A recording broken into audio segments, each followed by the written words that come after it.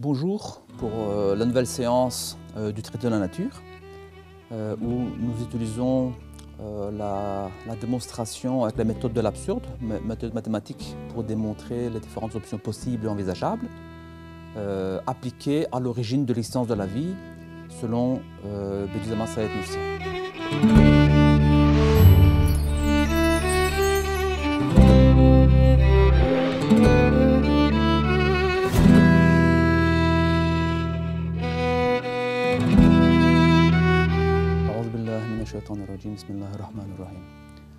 Le point C du labyrinthe de questions quant à savoir quelle origine pour notre existence.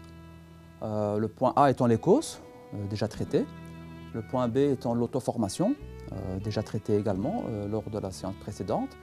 Aujourd'hui, on s'attaque à Mère Nature, parce que Mère Nature aurait une force créatrice qui serait donc à l'origine de notre existence. Pour cela, on va s'aider du dictionnaire très populaire Larousse. Vous trouvez ça dans les versions en ligne. Comment est-ce que nature est définie? C'est un monde physique, c'est l'univers, et c'est surtout l'ensemble des choses et des êtres, c'est-à-dire c'est la réalité. Et une seconde définition par rapport à la nature, dans ce même dictionnaire, où il est indiqué que c'est l'ensemble de forces ou de principes supérieurs considérés comme à l'origine des choses, du monde, de son organisation. Si vous prêtez attention à l'écran, il y a des mots soulignés. Ce n'est pas anodin, bien entendu. On va y revenir. Une phrase, un adage bien populaire qui est reprise ici partiellement dans la définition de nature, qui est « Rien ne se perd, rien ne se crée, tout se transforme ». C'est une loi de la nature. Donc, les mots-clés sont clairs ici. On parle de physique, de matériel, un ensemble de choses, d'êtres, on dit que c'est la réalité. Et les mots-clés qui vont nous intéresser, c'est un ensemble de principes qui va gérer les choses et surtout de l'organisation des choses. Vous reconnaissez des mots-clés par rapport aux séances précédentes avec les options A et B, de l'organisation.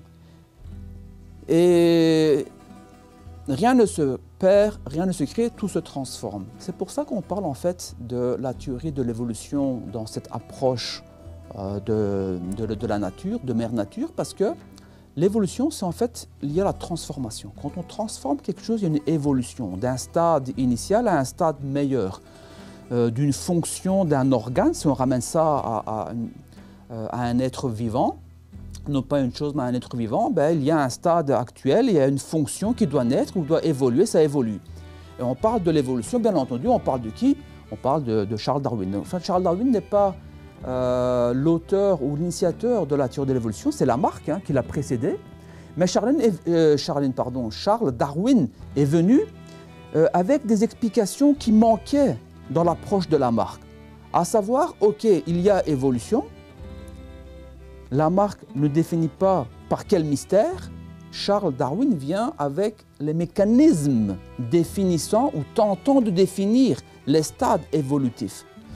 On ne va pas refaire le cours en détail par rapport à la théorie de l'évolution et particulièrement par rapport à la théorie darwinienne ou la vision darwinienne de l'évolution dans ce groupe de scientifiques qui constitue la majeure partie du monde scientifique. Donc cette théorie en fait domine le monde scientifique. Pour preuve, à l'école, c'est la théorie qui est enseignée par rapport aux autres.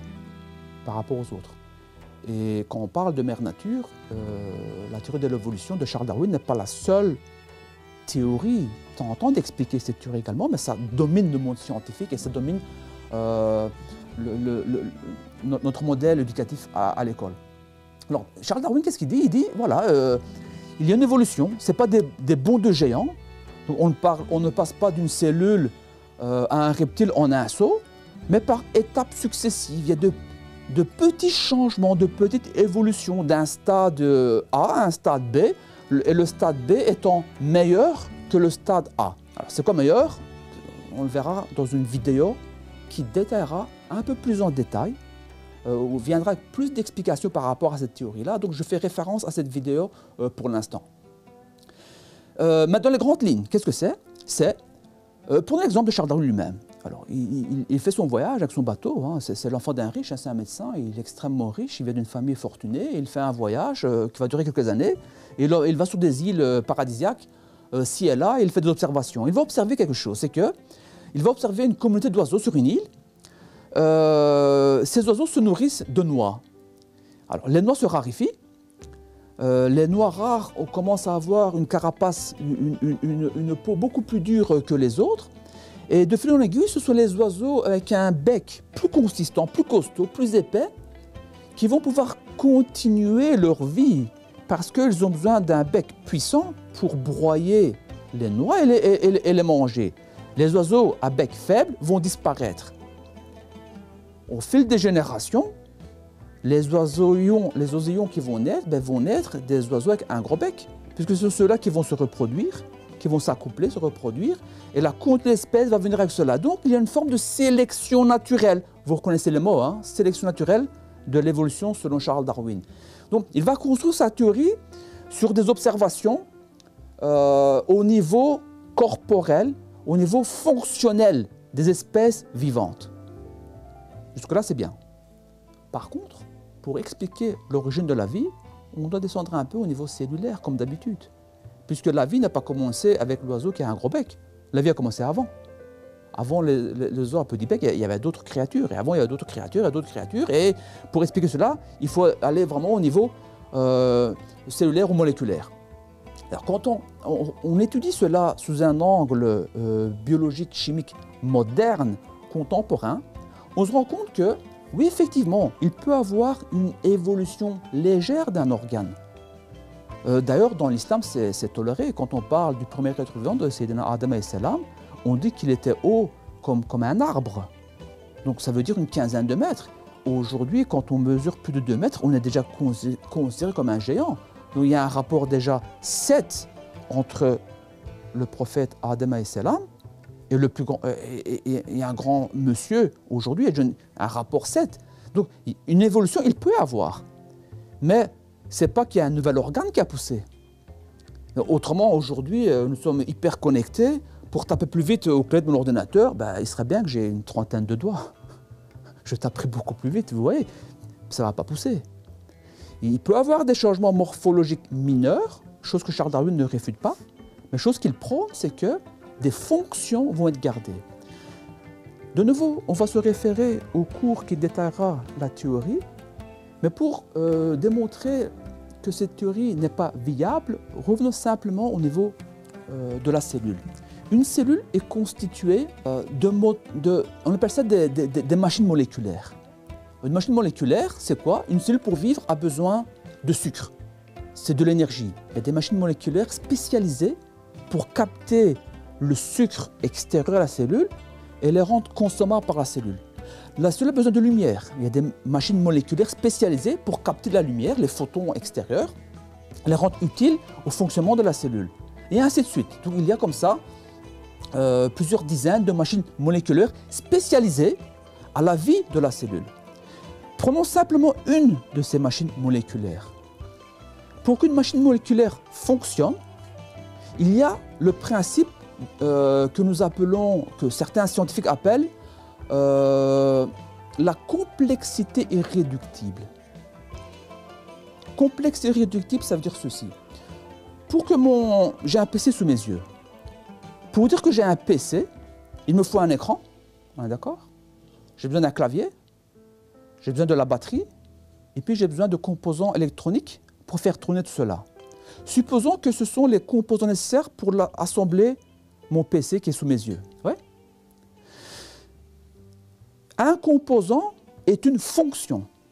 Darwin dit une fonction va naître selon des besoins.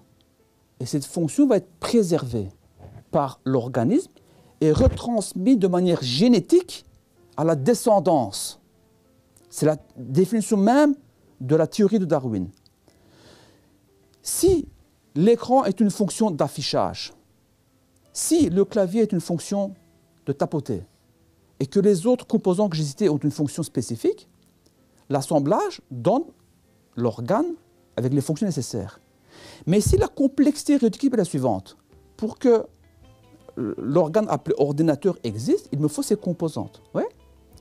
Mais une composante seule, l'écran seul, n'a aucune valeur si les autres composants ne sont pas là. Un écran seul ne peut pas être utilisé par moi, consommateur de cette fonction-là.